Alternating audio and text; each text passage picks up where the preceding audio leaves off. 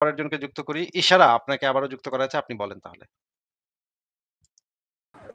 Hello, কি অবস্থা সবাই? ভালো আছি আমরা। আপনার কি খবর বলেন? এই এই তো আছি হঠাৎ করে।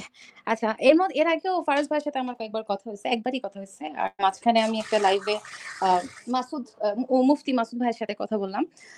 তো আমি একটু আমার ব্যাপারে আমি ওইভাবে তো বলতে পারব না। বাট আমি যতটুকু একটু আমার হঠাৎ করে এই ধারণাটা কেন কবে থেকে শুরু হলো এটা নিয়ে একটু বলি। যেমন ক্লাস 7 এ ১ম যখন শুনলাম গনিমতে মালের কথা তখন আমি আমার ফ্যামিলিকে জিজ্ঞেস করলাম যে ওয়াই মানে এটা কিভাবে ন্যায্যতা এটা? কেন আমি যদি মাফ করে দিতে পারি, আমি যদি একটা মানুষ হয়ে সাধারণ মানুষ হয়ে মাফ করে দিতে পারি। আর নবী এত বড় মানুষ, এত শুনছি এত ভালো মানুষ সে কেন পারবে না? তো যাই হোক এরপরে এগুলো নিয়ে অনেক আমাকে চুপ করানোর চেষ্টা হ্যান-ত্যান। সে তারপর থেকে আমার আসলে আস্তে, আস্তে বিলিফটা হওয়া বন্ধ হয়ে গেল। তারপরেও আমি চেষ্টা করছি অনেকভাবে নিজেকে আচ্ছা এটা মনে হয় ভুল, এটা মনে হয় মিথ্যা, এটা হতে পারে না। যাকে আমি এত মানে আমার ছোটকাল থেকে যাকে এত ভালোবাসার একটা মানুষ সে এত বড় এই কাজটা কিভাবে করে? এটা নোংরা একটা কাজ, গনিমতের মালের কাজ। সো দাসী, ক্রীতদাসী এগুলা মানে এত বিচ্ছিরি এত জিনিসপত্র আছে। ভাবছি ভুল, ভুল, ভুল, ভুল, ভুল। তারপরেও আমি নিজের মতো করে মানে আরব দেশের যে রিলিজিয়াস গুলা ছিল ওটা নিয়ে কিছু নিজের মতো করে সার্চ করলাম। দেন আস্তে, আস্তে যেটা আমি বুঝতে পারলাম যে নবী যা আমি সম্মান দিয়ে বলছি যে নবী উনি আসলে নতুন কিছু ইনভেন্ট করেনি। উনি উনার পৌত্তলিক যে ধর্মটা, উনার ধর্মে আগে থেকেই উনাদের যে দেবতা ছিল, এটা মানে প্রধান যে দেবতা উনার নাম ছিল আল্লাহ।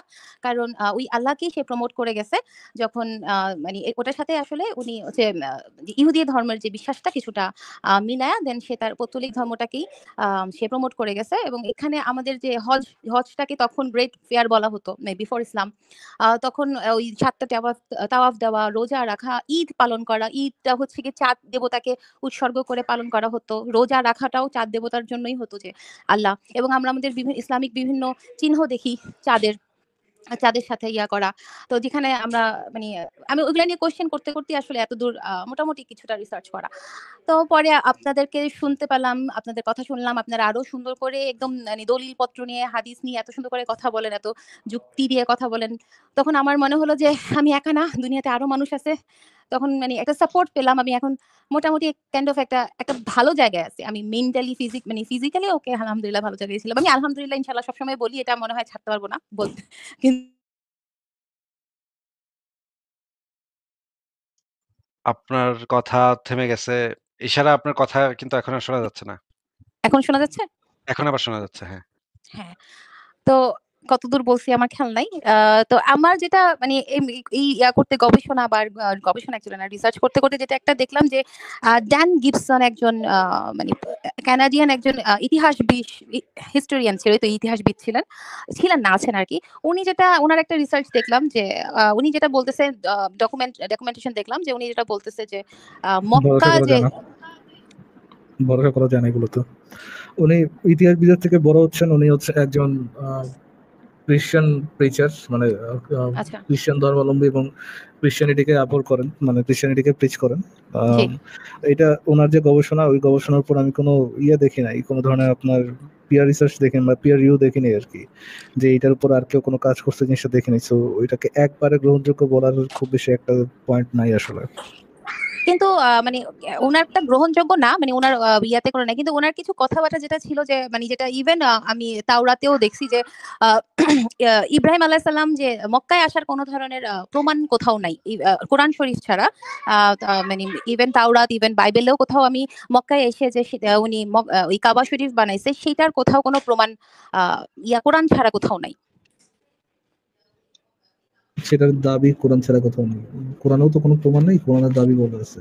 দাবি আর কি ও তো দাবি কোরআন ছাড়া কোথাও নাই। আর মানে এত দূর থেকে পায়ে হেঁটে তখন মক্কায় এসে মানে একটা মানে বানানো কাবা শরীফ বানানো বা তখনকার তো মন্দিরই ছিল। তারপরে আবার ব্যাক করে ওই যাওয়া, জেরুজালেমে যাওয়া, ওই সময়কাল আর তার মৃত্যুর সময়কালটা এতটা বেশি কন্ট্রাডিক্টরি যেটা মোটামুটি যদি কোনো হিস্টোরিয়ান যদি যে কেউ যদি এটা সার্চ করে রিসার্চ করে ঠিকঠাক মতো তাহলে বোঝা যাবে যেটা। আর তাছাড়া আরো কিছু হিস্ট্রিয়ানদের দাবি হচ্ছে গিয়ে মক্কা বা এই যে সরি কাবা শরীফ আরো কয়েকটা জায়গায় ছিল, কিন্তু নবী ওনার পৌত্তলিক যে মানে ওনার দাদা বা ওনার ফ্যামিলি তো ধর্মের কাজটাই করতো, ওনারা তো ধর্ম মানে ওনার দাদা ছিলেন হচ্ছে গিয়ে মেইন যে প্রিস্ট তখনকার। তখন মেইন প্রিস্ট ছিল হচ্ছে কুরাইশ বংশের মেইন প্রিস্ট এবং উনি খুব সম্মানী ব্যক্তি ছিলেন। তো উনি ওইটারই মানে ইনহেরেন্টলি ওই কাজটাই করছেন। সো উনি উনার বা উনার যে গ্রেট ফেয়ারটা হইতো বা হজ যেটা হইতো ওই সময়টাতে, তখন ওই গ্রেট ফেয়ার বা হজের যে কাজকর্মগুলো উনারা করতেন, এটার মানে আয়োজনের ব্যাপারটা উনারা করতেন। তো ওইটা শুধুমাত্র যাতে মক্কাই হয় সেজন্য বাকি জায়গার যে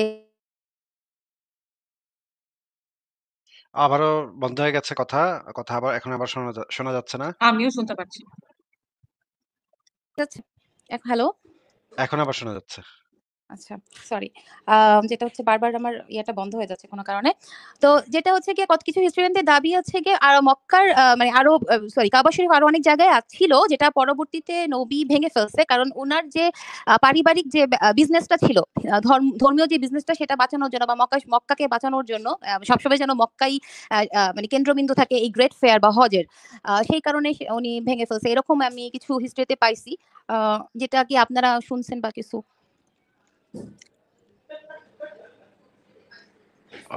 এরকম তো আসলে আমরা তো এই ধরনের আলোচনা আসলে একটু কমই করি। আমরা মানে আ এত ওভারঅল আলোচনা আমরা আসলে করি না। হ্যাঁ? আমরা যে আলোচনাগুলা করি যে ছোট, ছোট স্পেসিফিক বিষয় নিয়ে আমরা হুম, খুঁটিনাটি হুম, হুম। বিষয় নিয়ে আলোচনাগুলা করি। কিন্তু মোহাম্মদ যে আসলে কেন কোনটা করেছিল সেটা একটা বড় বিষয় এবং এটা সম্পর্কে একটা সাবজেক্টিভ ওপিনিয়ন দেয়া যেতে পারে। কিন্তু অবজেক্টিভ কোনো এভিডেন্স আমরা দেখাইতে পারব না। হ্যাঁ? তো আচ্ছা। এই ধরনের মতামত থেকে আমরা আসলে আমাদের লাইফ গুলাতে আমরা একটু বিরতই থাকি। এই ধরনের মানে সাবজেক্টিভ ওপিনিয়ন দেয়া হুম, হুম, থেকে হুম। একটু বিরতই থাকি। আমরা যেটা করার চেষ্টা করি সেটা হচ্ছে হ্যাঁ, যেটা যেটার দলিল হার্ড আপনাদের এভিডেন্স কাছে আছে, হ্যাঁ। হুম, হুম, হার্ড হুম, হুম। এভিডেন্স আছে। সেই হার্ড এভিডেন্সটা দিয়ে আমরা অবজেক্টিভলি প্রমাণ করি যে নবী মোহাম্মদ এই কাজটা করছিল বা এই কাজটা করত। আ কিন্তু এইটার এই মানে পৌত্তলিক ধর্মে যে আল্লাহ নামের একজন দেবতা আছে এটার তো মানে দলিল আছে এবং যেমন আমাদের নবীর নাম নবীর কিন্তু বাবার নাম ছিল কিন্তু কিন্তু আব্দুল্লাহ। এই কিন্তু এইটার এগেইনস্ট এ মুসলিমদের কাছেও তাদের কিছু ব্যাখ্যা বিশ্লেষণ আছে যে তাদের ভিতরে আচ্ছা। একটা ওইখানে আসলে আল্লাহকেই করা হইতো কিন্তু পরবর্তী সময়ে সেটা বিকৃত হয়ে গেছে। তারা আসলে আল্লাহকেই আগে থেকে বিশ্বাস করত কিন্তু পরে এটা বিকৃত হয়ে এটা পৌত্তলিকতার দিকে চলে গেছে। আচ্ছা, মূর্তি আচ্ছা, পূজা আচ্ছা, শুরু হয়েছে। এই রকমের তারা একটা আপনাকে হয়তো ব্যাখ্যা দেওয়ার চেষ্টা করবে। এই কারণে আচ্ছা। এই জায়গাটাতে তারা যেই জিনিসটা করবে এবং আপনি যেই জায়গা থেকে তাদেরকে দেখাবেন, তারা হুম, আপনাকে যেই ব্যাখ্যাটা দিবে, এই হুম, আলোচনাতে আসলে সেইখানে আপনি কোথাও একটা ফলাফলে যেতে পারবেন না। হুম, হুম। যে একটা পরিষ্কার একটা চিত্র সেখান থেকে আমরা বের করতে পারব না কিছু। মানে এটা নিয়ে ২ পক্ষের একটা ধস্তাধস্তি হবে হ্যাঁ, শুধুমাত্র। হ্যাঁ। না আমি মুমিনদের সাথে আসলে আলোচনায় যেতে রাজি না। কারণ উনারা মানে আপনি যদি বলেন মানে তোমার ডান হাত ডান দিকে মানে কোরআন শরীফে লেখা আছে বাম হাত বাম দিকে। সো ও ডান হাত দরকার পড়লে কাইটা বাম হাতের জায়গায় লাগায় তারপরে আপনাকে প্রমাণ করার চেষ্টা করবে। সো ওদের সাথে কথা বলে আসলে ওরা যখন নিজে থেকে ওরা ইন্ডিপেন্ডেন্ট হওয়ার চেষ্টা করবে তখন ওরা হবে। কেউ যদি কারো কারো যদি আগে থেকে আমরা যেটা চেষ্টাটা করি যে তার ডান হাত যে ডান দিকে এবং বাম হাত যে বাম দিকে আসলে হুম, কোরআনে যে ভুল লেখা আছে হুম, সেটা আমরা দেখানোর চেষ্টা করি। এরপরে তারা মানবে, অনেকেই মানবে না। আমরা জানি যে হুম, অনেকে হুম, এই হুম। জিনিসটা তারপরেও করবে নানাভাবে গোঁজামিল দিয়ে তারা চেষ্টা করবে এটাকে ঢাকা দেয়ার। কিন্তু জি। আমাদের যে কাজটা হচ্ছে সেটা উপস্থাপন করা, রেফারেন্স সহ হুম, হুম, উপস্থাপন করা হুম। এবং একটা অবজেক্টিভ প্রমাণ দেয়া যে এই যে এইখানে দেখা যাচ্ছে যে এই জিনিসটা তাদের রেফারেন্স থেকেই আমরা না দেখাচ্ছি যে তাদের আপনারা যে কাজটা করছেন সেটা নিঃসন্দেহে খুব ভালো কাজ করছেন। আমি খুবই, খুবই মানে কি বলবো যে মন থেকে আপনাদের জন্য পজিটিভ ভাইব পাঠাচ্ছি। সো ইন obviously এটা চালিয়ে যান। আছি মাঝে, মাঝে হয়তোবা যদি মনে হয় যে থাকার ইচ্ছা আছে আপনাদের সাথে। আমার এটা নিয়ে অনেক আগে থেকে কিছু আমি একটু হিস্ট্রি মানে ব্যাপারটা নিয়ে আমি হিস্ট্রিক্যালি একটু রিসার্চ করি। আর উনার যে এত বড় একটা কাজ করে ফেলছেন। সেই মানে ১৪০০ বছর ধরে এখন পর্যন্ত তার একটা নিয়মের মধ্যে আমরা চলতে বাধ্য হচ্ছি। মানে উনি কতটা চালাক চতুর ছিলেন বা তার সাইকোলজিক্যাল জার্নিটা কেমন ছিল, তার ফিজিক্যাল জার্নিটা কেমন ছিল সবকিছু নিয়ে একটু রিসার্চ করতে ভালো লাগে। নিজেই করি। সো যাই হোক আজকের জন্য তাহলে আসি। ঠিক আছে, আপনি আবারও আপনার সাথে নিশ্চয়ই কথা হবে পরে। হিকমা আপু আপনি কি কিছু বলবেন? না ভাইয়া, আমি অ্যাকচুয়ালি ভাবতেছিলাম যে উনি যে গণিমতের মাল নিয়ে কথা বলতেছে না, ক্লাস 7 এ উনি রিয়েলাইজ করছে, which is a really good thing and it's really important for women specifically to realize. But জানেন, আমার মনে আসলো যে গণিমতের মাল was something that used to be said in a positive thing. I remember আমি ফার্স্ট গণিমতের মাল ওয়ার্ডটা শুনছি স্কুলে, যখন এরকম করে বলতেছে একটা আমার টিচার, জিমের যে টিচারটা, যে your body is like গণিমতের মাল যেভাবে ভালো করে রাখেন না, আপনার বডিকে ওইভাবে রাখতে হবে। তো আমি বুঝি নাই তখন। But now I understand how harmful it is. আর মানে কি বলবো, গণিমতের মাল নিয়ে তো কিছু বলতেও খারাপ লাগে, মানে ডিসগাস্টিং লাগে। বাট ট্রুথ ইজ যে আমরা যে মানে সৌদি আরাবিয়ার একটা নিউজ আমি বলি আসিফ ভাই, এটা হলো এই মাসের ফার্স্টের দিকের ঘটনা, মেবি 1 or 2 তারিখের নিউজ। এটা আমি প্রথম আলোতে নিজে পড়ছি। So like apparently according to like the guardian news paper, there are like hundreds of rooms in Saudi Arabia যেখানে যে মেয়েরা একটু ধরেন লাইক হাজবেন্ডের কথা শুনে না, বাবার কথা শুনে না, ওইখানে যে ওই রুমে লেজিট মেয়েগুলাকে ধরে রাখে আর কি, মানে একদম ওইখানে যে ওদেরকে টর্চার করে অ্যান্ড এভরিথিং। সো এটার ইয়েটা ছিল যে অবাধ্য নারীদের জন্য কুখ্যাত গোপন কারাগার। আমি ওটা স্ক্রিনশট নিয়ে রাখছিলাম because it was so scary, but এটা এখন মানে নর্মাল হয়ে গেছে এখন। নট ইভেন দ্যাট, এখন আমাদের দেশে যে চার বিয়েটাকে নর্মালাইজ করার চেষ্টা করতেছে, মানে সোশ্যাল মিডিয়া খুললে My God, হ্যাঁ, এনআইডি তে এখন 4টা ওয়াইফের নাম দেয়া যাবে। এবং সবচেয়ে ফাকড আপ জায়গা হলো যে অ্যাজ ইউ নো যে আমাদের কান্ট্রি লেফটিস্টরা তারা কোনো পয়েন্টই ধরতে পারে না। আমি একজনকে বলতেছি যে this is so fucked up, যে এখন কেন এনআইডি তে একটা ছেলে যদি 4টা মেয়ের নাম দিতে পারে, একটা মেয়েরা এমনিতেও চায় না এরকম 4টা হাজবেন্ড, কিন্তু একটা মেয়ে কি ইয়ে করবে, এবং এটা কতটা ডিসগাস্টিং যে we are literally ruining the concept of relationships and love আমার কাছে মনে হয়। বাট ওইটাই যে এত নর্মালাইজ কবে হয়ে গেল এই জিনিসটা যে men can just go around with 4 wives and it's just okay, like it's just okay. এবং শিক্ষিত মেয়েরা বলতেছে এটা তাদের জন্য জাস্টিফিকেশন, মানে এটাই তারা চাচ্ছে, তার জামাইকে যাতে জিনা না করে, সেই কারণে তারা মানে ইয়া করবে, মানে জামাইকে দিয়ে how দিবে, মানে এটা মানে ইস! ইস! এটা আমার কোনো বউ যদি এরকম হইতো, ইস! তাকে আমার শিখানো উচিত এগুলা। আমি আমি দেখে কিছুদিন দেখে আগে একটা ইয়া শুনতেছিলাম যে জিনের সাথে জিনা, মানে মানে জিন বউ কত কিছু। ডিসগাস্টিং পুরা। এবং মানে এরকম তো এখন ভিডিওসও, মাঝখানে তো একটা ডাক্তারের ভিডিও ভাইরাল হয়েছিল যে একটা মেয়ে যদি 1 উইক পিরিয়ডে থাকে তাহলে 4টা বউ থাকলে একটা ছেলে প্রত্যেক উইকে সেক্স করতে পারবে, এরকম What একটা the মানে একদম। হ্যাঁ, মানে 4টা ম্যারেজ কেন মানে সাইন্টিফিক্যালি জাস্টিফাইড যে হ্যাঁ, খুব এটার আসছে একটা বৈজ্ঞানিক ব্যাখ্যা ডাক্তারের। দিয়েছে যে হ্যাঁ একেকটা মেয়ের তো ১ সপ্তাহ, মাসের ভিতরে ১ সপ্তাহ তো সে করতে পারে না, তাই না? ১ সপ্তাহ তো হ্যাঁ ৫ দিন বা ১ সপ্তাহ তো তারা সে থাকে। তো নি- তাহলে ওই সময়টা তার হাসব্যান্ড কি করবে? আরেক এখন বিবির কাছে একটা যাবে। যে এভাবে লোকটার একটা বসে অনেক বেশি দুঃখে কষ্টে আছে এরকম বোঝাচ্ছে, মানে না, এক্স্যাক্টলি। বোঝাচ্ছে যে এই একটা নির্দিষ্ট সময় তো মেয়েদের একটা নির্দিষ্ট সময় ১ সপ্তাহ তো তারা এটা করতে পারে না। এই সময়টা তো হ্যাঁ হ্যাঁ তারা হ্যাঁ ব্লকড সময় থাকে। এখন হুম। ৪ বিবিতে ৪ সপ্তাহ। দেখেন হিসাবটা কত সুন্দর। ম্যাথমেটিক্যাল মিরাকল অফ ইসলাম, যে ৪ সপ্তাহ ৪ বউ। মানে একেক সপ্তাহে একেক বউ যদি সমস্যা থাকে। হচ্ছে কি, আমরা যেটা মেয়েরা জানি যে আমরা ফ্রেন্ডরা যখন একসাথে হই তখন আমাদের কাইন্ড অফ একসাথে থাকলে না আমাদের ইভেন পিরিয়ড সার্কেলটা একরকম হয়ে যায়, কাছাকাছি হ্যাঁ, হ্যাঁ ডেটে এটা চলে আসে। সেক্ষেত্রে হয়ে ফ্যাক্ট। যায়। হ্যাঁ, হ্যাঁ। কিন্তু হ্যাঁ ওইটাই হচ্ছে সমস্যা যে ৪ বউ একসাথে থাকলে তো তাদের ইয়াটা একসাথে হয়ে যাবে। তখন এই জামাই কি করবে? নট ইভেন দ্যাট, আবার বলা আছে যে ইয়া থাকতে হবে, অ্যাবিলিটি থাকতে হবে, ভরণ পোষণের অ্যাবিলিটি থাকতে হবে। সো ওকে ফাইন, ভরণ পোষণের 4টা বিয়ের অ্যাবিলিটি আছে, তারপরে 2 বছর পর তার অ্যাবিলিটি চলে গেলে তখন কি করতে হবে? আল্লাহর নাম রাখতে হবে। তাহলে মানে কি, মানে এখানে ম্যাথমেটিক্যাল আপু ইয়া কোথায়? আমার কথা হলো যে পিরিয়ডের কথা যে আনতেছে, মানে Islam is such a disgusting and anti women religion. Yes, ইসলামে তো পিরিয়ডের সময়ও all the sex, religion anti human. Exactly, but পিরিয়ডের সময়ও তো ইসলামে সেক্স করাটা জায়েজ, which is disgusting to মানে কৃতদাসীদের সাথে সম্ভবত এটা করা যাবে। হ্যাঁ আচ্ছা, ঈশার আপু কি আপনি সেই যেমন যিনি বলছিলেন যে জি জি জি ইয়ে নিয়ে আপনার এই দেড়মোহর নিয়ে সমস্যা ছিল। হ্যাঁ দেনমোহন হ্যাঁ নিয়ে বলছিলেন, হ্যাঁ। হ্যাঁ। আসিফ ভাই চিন্তা করেন, ওনার দেনমোহন নিয়ে সমস্যা হচ্ছে যে ধরেন বিয়ে করছে, বিয়ে করার পরে হচ্ছে ভরণ পোষণ দিতে পারতেছে না। এখন কি না, যেন আমার বলছিলেন ঈশার আপু? কোয়েশ্চেনটা ছিল যে একটা লোকের মোটামুটি মিনিমাম একটা অ্যামাউন্টে সে ইনকাম করে, সে মিনিমাম অ্যামাউন্টে দেড়মোহর দিল, তারপরে সে 5 বছর পরে বেশ বিত্তবান একজন লোক হয়ে গেল। এখন সে যখন তার ওয়াইফকে ডিভোর্স দিবে তখন সে দেড়মোহরটা সেমই রাখবে, দেড়মোহর বাড়বে না। এটার জাস্টিফিকেশন একটা মেয়ের জন্য, মেয়েরা যে রাস্তায় রাস্তায় নামতেছে যে এটাই ওরা ইসলাম জাস্টিফাই করে তাদের সাথে। সো এইখানে কোথায়, এখানে ওদের জন্য মানে and কোথায় কিন্তু যাচ্ছে? কিন্তু এখানে ফানি উনি ইয়ে করতেছেন, এখানে উনি চাচ্ছে আর কি, ধরেন একটা দেনমোহর ফিক্স করে বিয়ে করছে, হ্যাঁ, আমার বিয়ে জামাই করার পর যখন আমাকে আপনার ডিভোর্স দিবে তার মানে এই 10 বছরে সম্পত্তি বেড়ে গেছে আপনার, আপনি ডিভোর্স দিবেন, তো তখন হচ্ছে যে যত টাকা ডিল করছে তার থেকে বেশি তার টাকা দিতে হবে, এটা হচ্ছে তার একটা যৌক্তিক দাবি। কিন্তু হ্যাঁ। যদি ওই জামাইয়ের অবস্থা খারাপ হয়ে যায়, তার যদি জামাইয়ের টাকা পয়সা কমে যায়, দেনমোহর থেকে কম দেওয়া যাবে এটা উনি কনসিডার করবেন না। এইখানে এইখানে যৌক্তিক হচ্ছে যেটা আগে ফিক্স ছিল সেটাই দিতে হবে। ঠিক আছে না আচ্ছা, ঈশার আপু? আচ্ছা। আমাদের সাথে সাবরিনা আপু যুক্ত হয়েছেন। সাবরিনা আপু একটু কথা বলবেন? হ্যাঁ, আসিফ ভাইয়া, ফারাজ ভাইয়া কেমন আছেন আপনারা? অনেকদিন পর। ভালো আছি। আপনাকে অনেকদিন পরে দেখলাম। আজকে অনেকেই আসছেন যারা অনেকদিন আজকে পরে সব মহিলা মানুষরা চলে আসছে আসিফ ভাই। আরেকজন মহিলা আসলেই ৪ জন মনে মহিলা হবে। মানুষের আচ্ছা, এই যে আপুটা হ্যালো, বলল যে শুনতে পাচ্ছেন? হ্যালো, এখানে 4 জনের আচ্ছা। আমি তো আমার কথা বলি নাই। আপনি ৪ জন মহিলা মানুষকে নিয়ে লাইভ করতেছেন। ফারাজ ভাইয়া দিল কিন্তু আপনাকে আসিফ ভাই।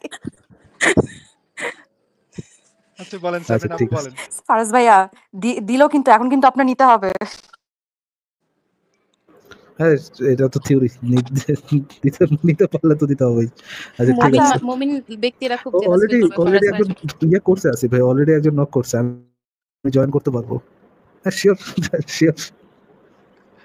কিন্তু আমি কয়েকদিন আগে এক মানে বোরখা পরা এক মহিলার বক্তব্য শুনলাম ফেসবুকে। সে বলতেছে, "কেন?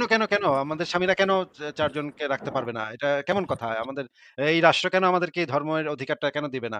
সে একদম জ্বালাময়ী কিছু কথাবার্তা বলল। আমার শুনে খুব ভালো লাগলো যে ওয়াও! কিন্তু ভাইয়া এটাও কিন্তু দেখা যাচ্ছে যেমন করে আপনি বোরখা আলী দেখতেছেন না, এখন কিন্তু a lot of the women যারা এরকম বলতেছে যে একটা ইহুদি ধরে জবাই কর বা sharia is the solution to all problems, তারা অনেকেই ধরেন জাস্ট টিচারটা প্যান্ট করছে বা জাস্ট হিজাবটা নিছে কোনোভাবে এবং তারা গান টান করে এরকম। এখন আর বোরখা পরে শুধু হচ্ছে না, সব পরেই করতেছে। আমাদের সাথে কিছুদিন আরো আগে একজন একটা ঝামেলা হয়েছিল না আসিফ ভাই, যে ওই সিগারেট খাচ্ছিল মেয়েরা, কিছু মেয়েদের সিগারেট খাওয়ানো একটা ঝামেলা হলো, দেন তারা প্রোটেস্ট করলো, কিছু ঢাকা ইউনিভার্সিটির ওদিকে, শাহবাগের ওদিকে যে সিগারেট টিগারেট খায় প্রোটেস্ট করলো। তো এই যে মেয়েরা সিগারেট খায় প্রোটেস্ট করতেছে যে তাদেরকে কেন সিগারেট খেতে দেওয়া হচ্ছে না পাবলিকলি, এইটার এগেনস্টে ঢাকার কোন এরিয়ার লোকজন সবচেয়ে বেশি সোচ্চার হয়েছে আপনি কি জানেন আসিফ ভাই? কোন এরিয়ার লোকজন বলতে কোন এরিয়ার নারীরা সবচেয়ে বেশি সোচ্চার হয়েছিল এবং এটার জন্য প্রোটেস্ট করেছিল জানেন? না জানি না। গেস করেন, একটা ওয়াইল্ড গেস করেন। ঢাকার কোন এরিয়ার লোকজন এতটা কনসার্ন যে মেয়েরা রাস্তায় সিগারেট খাচ্ছে কিনা, মানে তাদের কনসার্নের জায়গাটা কোন কোন হিসাবে বেশি হতে পারে, কোন এরিয়াতে বেশি হতে পারে? মোহাম্মদপুরে মেবি না, মোহাম্মদপুরে। জি আসিফ ভাই, মোহাম্মদপুরে। মানে যেই জায়গায় চুরি চামারি থেকে শুরু করে ওপেনে ডাকাতি হয়, ওই জায়গার মহিলাদের মেইন কনসার্ন হচ্ছে সবচেয়ে বড় ওই সময় কিন্তু নামে নেই, চুরি ডাকাতি রোধের জন্য তাদের কখনো রাস্তায় দেখা যায়নি, বাট মেয়েরা কেন ওপেনলি স্মোক করতেছে এটা নিয়ে মহিলারা রাস্তায় নেমে গেছে। কি একটা অবস্থা। ফারাজ আমার ভাইয়া, কাছে এই ভিডিওগুলো আমি কাট করে রাখছিলাম যে এই যে মহিলারা যে বোরখা-টোরখা পরে যে এই যে তাদের স্বামীদের অধিকার এবং তাদের ওই যে ভোটার আইডি কার্ডে ৪ বিবির তালিকা, এবং ৪ বিবি যদি তারা সরকার অ্যালাও করে তখন তো বলবে যে ৪ বিবির পরে দাসীদের ইয়াটাও দিতে হবে। লিস্ট একটা লম্বা লিস্ট থাকবে। এবং Facebook এর রেজিস্ট্রেশনের সময়ও তো এখন তো পার্টনার দেয়। ওই সময় পার্টনার নাম্বার মানে স্ত্রী নাম্বার 1, স্ত্রী নাম্বার বিবি নাম্বার 2, বিবি নাম্বার 3, তারপর দাসী।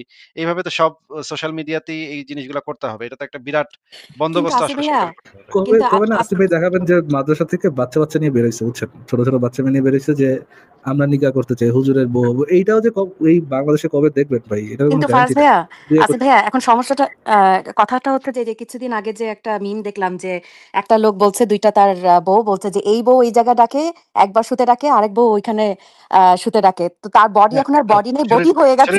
শরীর কাইল হয়ে গেছে না? কাইল চারটা হয়ে বউ যায়। হলে তো একেবারে মানে মাশরুম হয়ে যাবে, তখন কি হবে?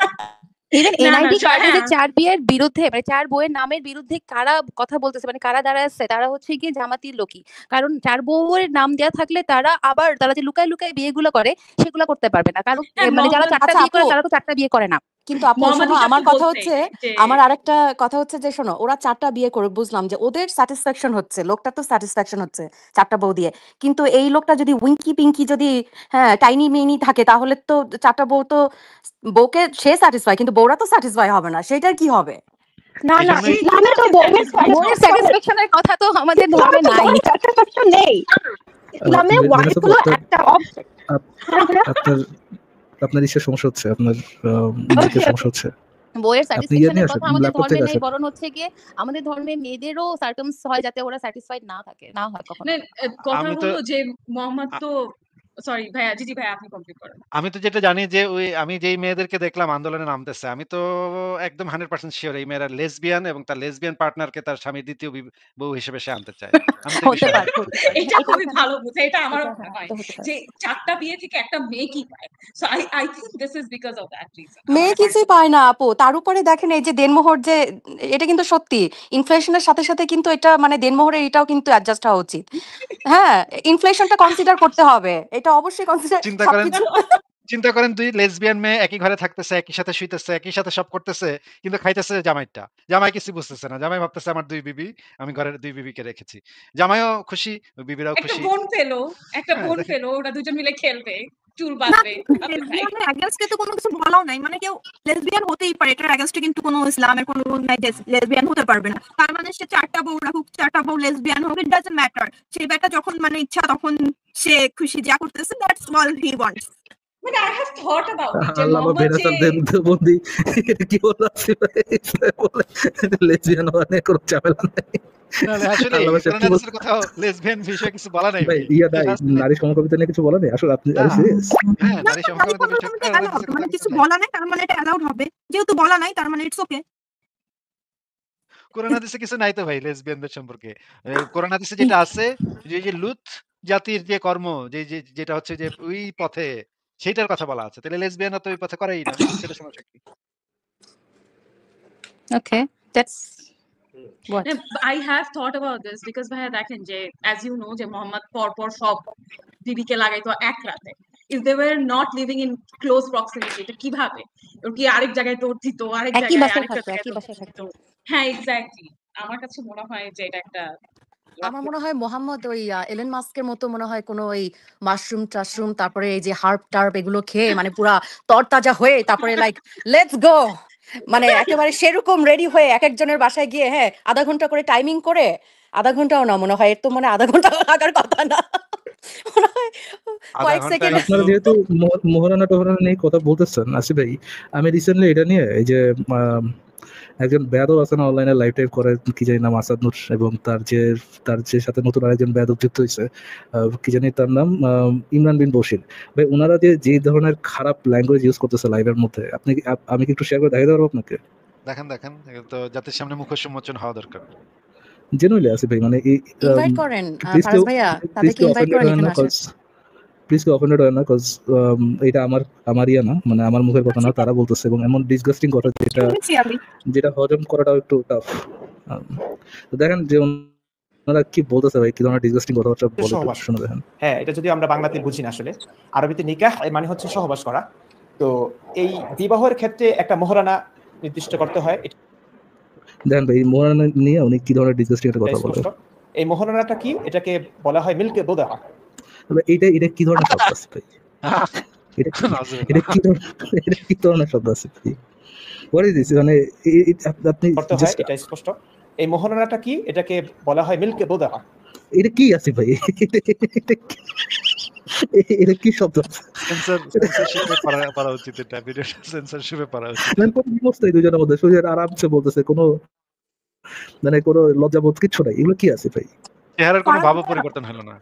ফারাজ ভাই আরবি হ্যাঁ। ওয়ার্ড, যে কোনো আরবি ওয়ার্ড বললে আপনার নেকি আছে। মানে যে আরবিতে যেটাই বলছে যেটাই মিনিং হোক, বাট নেকি পাচ্ছে তো। মানে আরবিতে এটা বললেও তো নেকি হবে।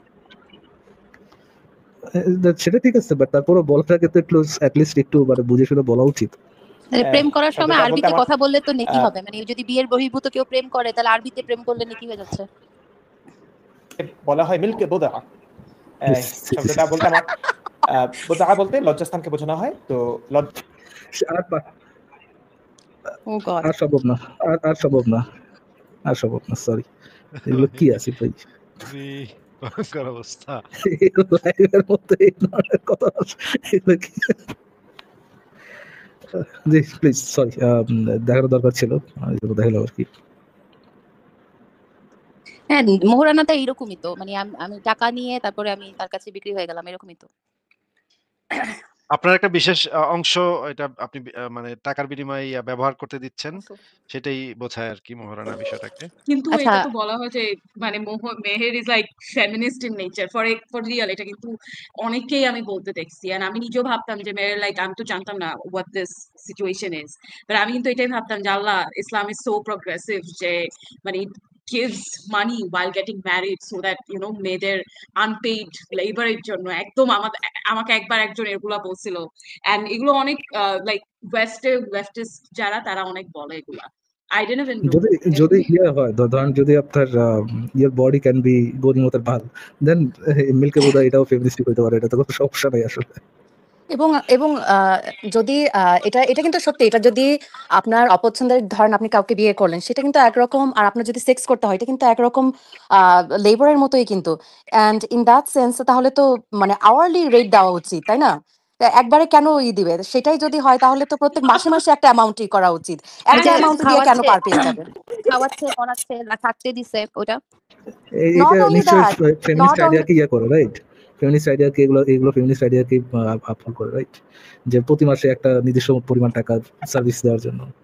অবশ্যই কখনোই ফারাজ না। ভাই, এবং সেটা যদি আপনি করেন, আপনি যদি ক্যালকুলেট করে দেখেন, ধরেন একটা মেয়ে ধরেন 30 বছর 40 বছর একটা লোকের সাথে আছে, সে প্রত্যেক মাসে যদি একটা অ্যামাউন্ট পায় সেটা কিন্তু দেড় চেয়ে অনেক বেশি হবে। এটা কি মানে আমি না এটা তাহলে আর কি, লাইফে তাহলে ওটা দেওয়ার পর তো তাহলে মানে সম অধিকার এই সেইগুলো তো আসলে ফর এক্সাম্পল ধরেন বাংলাদেশের যে কোনো একজন নারী একই সাথে যদি সে বলে যে আমাকে দেনমোহর দিতে হবে প্লাস আমাকে যদি ডিভোর্স দিয়ে দাও আমাকে অ্যালুমিনিয়াম দিতে হবে, does it make any sense? এবং সে নিজেকে ফেমিনিস্টও বলতেছে, does it make any sense? সে তার মানে লিটারাল মানে মিল্কে বোধা নিয়ে সে হচ্ছে, sorry for my word, but এটা নিয়ে সে হচ্ছে গিয়ে আপনি আবার পরে যে সে ফেমিনিস্ট আইডিয়া আপলোড করবে, সে যে আপনার অ্যালুমিনি চাবে, কিভাবে অ্যালুমিনি চাওয়াটা অনেক ক্ষেত্রে রিজনেবল হতে পারে, এটা নিয়ে আমার কোনো ডাউট নেই, অনেক ক্ষেত্রে রিজনেবল হতে পারে। বাট এই যে এইটা ফেমিনিস্ট আইডিয়া বা হচ্ছে যে স্বামীকে আমি সার্ভিস দিতেছি বলে টাকা দেওয়া, সার্ভিস তো এক পক্ষ আরেক পক্ষকে দেয় না, দুই পক্ষই তো ইয়ে হয়, স্যাটিসফাই হয়। তাহলে এখানে টাকা পয়সার জিনিস আসে কোথা থেকে আসে, এটা কিভাবে এগুলো ফেমিনিস্ট আইডিয়াতে আসে? আই ডোন্ট এটাতে আমিও একটা Feminist বলবো। idea. আমি একটা কথা বলতে চাই এখানে, যে এখানে যদি ফার্স্ট ভাই এখানে যদি প্রোগ্রেসিভ হয়, হাজবেন্ড অ্যান্ড ওয়াইফ মানে দুজনেই যদি প্রোগ্রেসিভ হয় এবং যদি এখানে কোনো কিডস ইনভলভ থাকে, তাহলে অ্যালুমিনিটা চাওয়াটা আমার কাছে মনে হয় যে রিজনেবল ইটস হতে পারে, রিজনেবল, তাই না? হ্যাঁ রিজনেবল হতে পারে। যদি আপনার ওয়াইফ তার ফ্যামিলির জন্য হচ্ছে আপনার ক্যারিয়ার স্যাক্রিফাইস করে, সেখানে অ্যালুমিনি চাওয়াটা অফকোর্স রিজনেবল। আচ্ছা, আমার লাইফ লং Friend, যে পার্টনার আছে, একটু ও মানে যেহেতু এখানে একটু প্রথম দিকে হয়তোবা যে সৃষ্টি নিয়ে কথা হচ্ছিল, তো ও একটু সৃষ্টির ব্যাপারটা নিয়ে একটু কথা বলতে চাচ্ছে। ও কি কথা বলতে পারবে? শিওর একটা সেকেন্ড, ভেনাস আপু আপনি কি কথা বলতে পারছেন? হ্যাঁ, আমার কথা কি শোনা যাচ্ছে নাকি শোনা যাচ্ছে না? আমাকে শোনা যাচ্ছে? শোনা যাচ্ছে কিন্তু মনে হচ্ছে কোথায় যেন এক জায়গায় একটা মানে হচ্ছে কথার মাঝে একটা প্রবলেম আছে। কিন্তু কথা বোঝা যাচ্ছে। আপনি কোনো সমস্যা নাই আমরা বুঝে নিব। কিন্তু ভয়েসটার ভিতরে কোনো একটা সমস্যা আছে। এটা আপনাকে বলে দিলাম ভেনাস আপু। আ I think আমার নেটওয়ার্কে প্রবলেম। আমার নেটওয়ার্কে কিছুদিন ধরে খুব বেশি প্রবলেম চলছে, তো দ্যাটস ওয়াই। বাট আমি অ্যাকচুয়ালি মানে ইশারা আপু অ্যান্ড সাবিনা আপুর বা যে পয়েন্টটাই ছিল যে মোহরানা নেয়া ফ্যামিলিস্ট, আমার এটা মনে হয় না, আমার মনে হয় ইটস ভেরি ডিসরেসপেক্টফুল। ইভেন মানে মিল্কে বোধহয় পয়েন্টটা বাদ দিলেও ইটস ভেরি ডিসরেসপেক্টফুল যে I am taking money or taking the Venus আপু, অ্যামাউন্ট। তোমার কথা খুবই মানে হচ্ছে মানে ভেঙে ভেঙে আসছে। ইটস হ্যাভিং লাইক তোমার কনভারসেশনটা পুরাটা স্মুথ ভাবে শোনা যাচ্ছে না। আমার মনে হয় তুমি লগ আউট করে আবার লগ ইন করো। ভেনাস আই আপু থিংক আপনি এটা তাহলে আমি এটা তাহলে একটু ল্যাপটপে পরে করলে আসছি। একদম ইজি আমি হবে। তাহলে একটু পরে ল্যাপটপ দিয়ে আবার আসছি। ঠিক আছে। তাহলে ওকে আপনাকে ভাইয়া, বিদায় জানাই ভেনাস আপু।